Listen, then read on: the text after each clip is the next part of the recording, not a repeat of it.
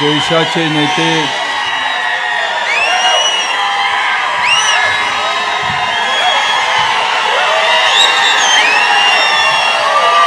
देशाचे नेते,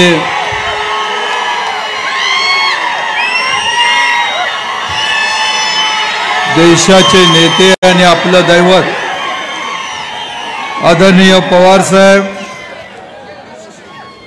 राज्याचे माजी उपमुख्यमंत्री आदरणीय विजयसिंह दादा मोहिते पाटील, आपले लोकप्रिय खासदार दरेशील भैया मोहिते पाटील, सुनील भैया, कविताताई, रणजित भैया देशमुख,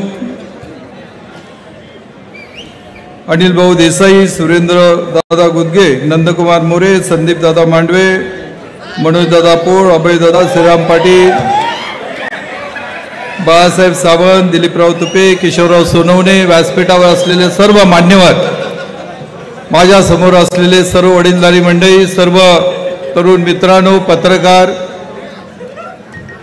आजची निवडणूक खऱ्या अर्थानं महाराष्ट्राच्या भवितव्याची आणि मान खटावच्या भवितव्याची निवडणूक आहे। देशाचे नेते आदरणीय पवार साहेबांचं सामान्य नेतृत्व आपल्या सगळ्याला मिळालं। शेतकरी, शेतमजूर, गोरगरीब माणसाचे प्रश्न नक्की काय आहेत आणि त्याच्यावरती नेमकेपणाने काय निर्णय घ्यायचा आहे ते जाणणारे देशाच्या पातळीवरती एकमेक नेते आहेत ते आदरणीय पवार साहेब आहेत।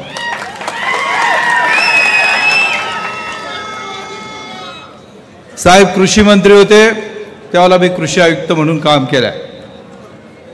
2004 मध्ये देशाच्या 140 कोटी लोकांची भूक भागवण्यासाठी बाहेरून अन्नधान्य आयात करायला लागायचं।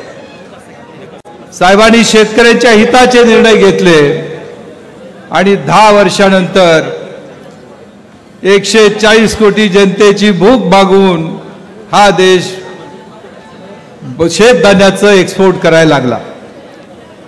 हे जे काही घडलं ते एका दिवसात घडलं नाही, सहज घडलेलं नाही। त्या अनेक गोष्टीचा मी साक्षीदार आहे। दुष्काळाच्या कालावधीमध्ये एक्सपर्टनी व्यक्त केलं होतं की 20% 25% अन्नधान्यात घट होईल।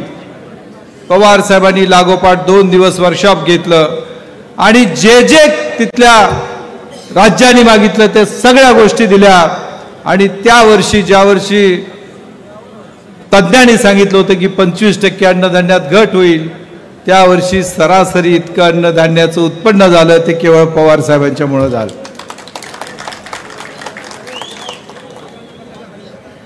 दूध व्यावसायिक आज प्रचंड अडचणीत आलेला आहे, मेटाकुटीला आलाय। 25-26 रुपयाचं दूध आज विकतोय जे 36 आणि 37 रुपयाला होतं। साहेब हे सगळे लोक आपल्याकडं आशा लावून उभा आहेत। त्यांना वाटतंय की आमच्या अवस्थेमध्ये कधीतरी बदल होईल। या ठिकाणी मी आणि राष्ट्रवादी पक्ष गेले अनेक वर्ष अन्यायाविरुद्ध लढतोय। प्रचंड दहशत, लोकांना अडवायचं, खोट्या केसेस दाखल करायच्या आणि जेरीला आणायचं असं सातत्यानं घडतंय। पण साहेब आपल्याला मी आश्वासित करतो, मान देशातल्या प्रत्येक माणसाला न्याय मिळेपर्यंत इथलं मी मैदान सोडणार नाही। अनेकांना वाटलं की मी मैदान सोडून जाईल, पण मी मैदान सोडणार नाही। मी पवार साहेबांचा चेला आहे। पवार साहेबांच्याकडे सचिव म्हणून मी काम केलंय, पवार साहेबांच्या तालमीत तयार झालं।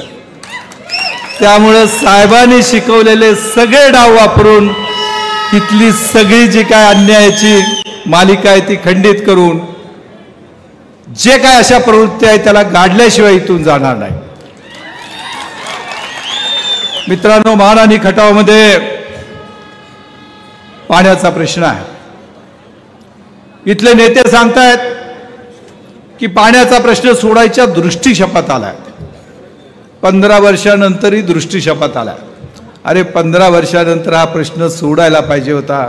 2009 पूर्वी ज्या नेत्यांनी पाण्याचं आरक्षण केलं, भाऊसाहेब गुदके असतील, सदाशिवराव पोळताते असतील, दोंडीराम वाघमारे असतील, ह्या सगळ्यांनी जे पाण्याचं आरक्षण केलं त्यातलं केवळ 30% पाणी आत्तापर्यंत 15 वर्षात आपण वापरलं. आणि हे जलनायक होऊ शकतात? यांनी मान आणि खटावला खूप मागं न्यायचं काम केलं.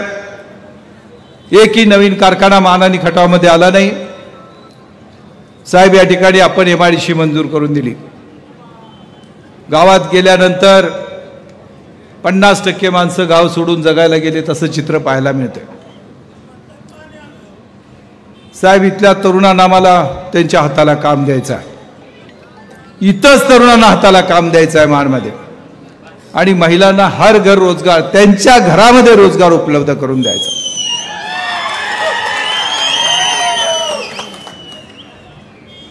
साहेब, पक्ष फुटायच्या अगोदर आणि त्यानंतर, प्रामुख्यानं पक्ष फुटल्यानंतर इथली जनता, इथले कार्यकर्ते तुमच्या मागं ठामपणे उभा राहिले. माझी आपल्याला विनंती आहे, जे निष्ठेने आणि ठामपणे उभा राहिलं त्यांना अधिक मानाचं पान मिळालं पाहिजे. साहेब, आपल्याशी माझं वेगळं नातं आहे, प्रेमाचं आहे, श्रद्धेचं आहे. तसं इथल्या मातीशी, मानदेशी माणसाची पण माझं जिव्हाळ्याचं नातं आहे. तुम्ही जे प्रचंड कष्ट करताय,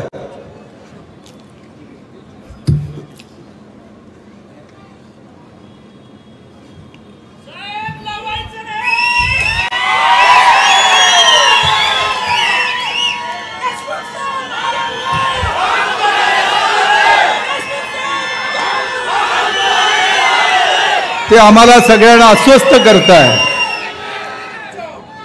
तुमच्या मनातला महाराष्ट्र घडवण्यासाठी आम्ही जीवाचं रान करू.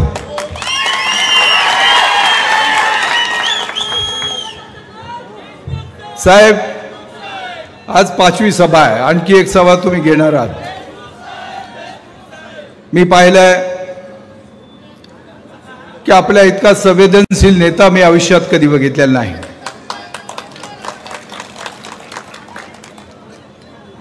साहेब, मान आणि खटाव जनतेचं खूप ऋण आहे. हे ज्या ज्या वेळेला आम्ही तुमच्याशी बोललो त्या त्यावेळेला मान आणि खटावमध्ये अधिकचं माप देण्याचा आपण प्रयत्न केला. पाणी फाउंडेशनमध्ये 3 तासामध्ये 6.5 कोटी देणारे आपणच आहात. पाणलोटसाठी कृषी मंत्री असताना 200 कोटी देणारे आपणच आहात. जेवढे जेवढे बंधारे मागितले तेवढे आपण उपलब्ध करून दिलेत. पण इथले लोकप्रतिनिधी आपल्यावरती, माझ्यावरती टीका करतात. त्यांची अवकात तरी आहे का?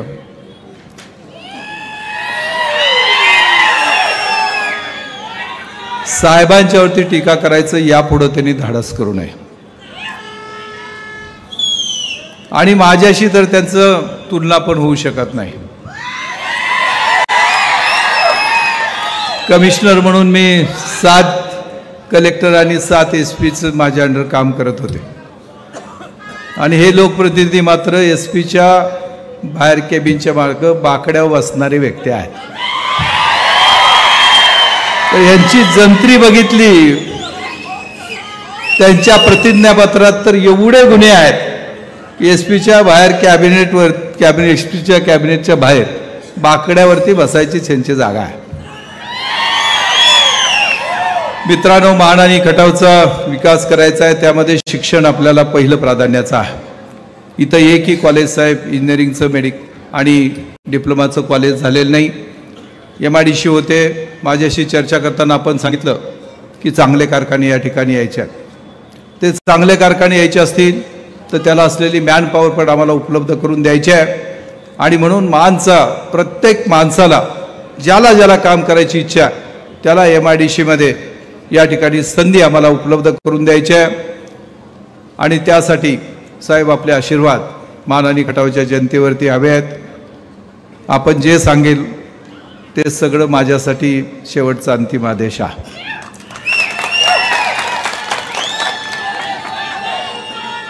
मान आणि खटाव आणि महाराष्ट्राच्या विकासासाठी तुतारी वाजायची आवश्यकता आहे.